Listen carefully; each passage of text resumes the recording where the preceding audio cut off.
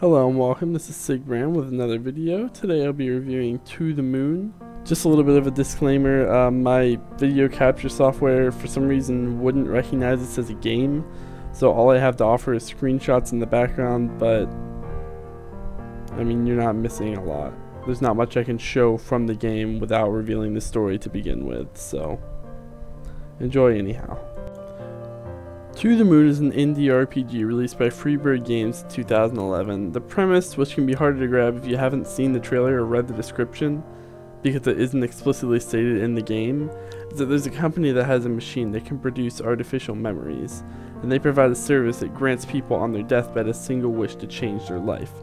The catch is, the new memories will overwrite the old memories, and when the patient dies, he'll only remember the fabricated memories. Everything from his past life will be gone.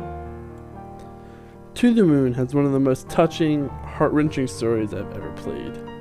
It's more moving than anything else I've ever seen or played, and will probably make you feel every emotion imaginable: happiness, depression, even anger at some points.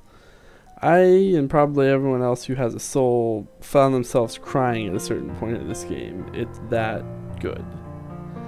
If you want a game with a deeply emotional story, this game is a 10 out of 10. I can't tell you anything more than that without spoiling the story, but this is definitely a 10 out of 10 game. This is feels on wheels. The gameplay is simple, it's not much more than a point and click adventure. Since the game is focused on the story given, I kind of just want to omit this section for rating purposes. I don't think it's important to add it in.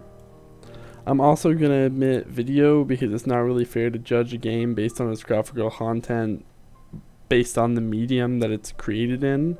It was created in RPG Maker, so it's going to be like an 8-bit experience.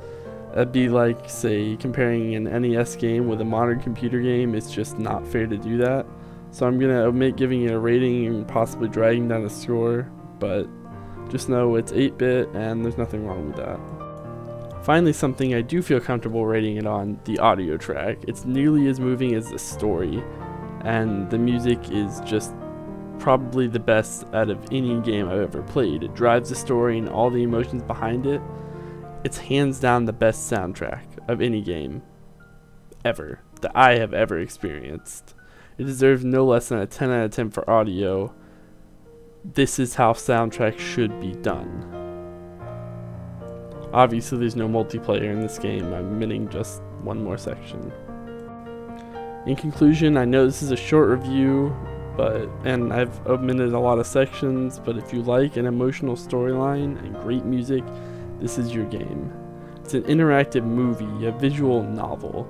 This game doesn't deserve anything less than a 10 out of 10, and it's proof that you can have a great story, and gameplay and graphics don't necessarily mean anything to that.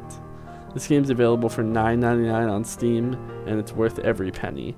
This is better than any movie I have ever seen. It's just that great. I strongly suggest you pick up this game. This has been another review by Sigbrand, and I hope you enjoyed it, and I can't stress enough one more time, pick up this game.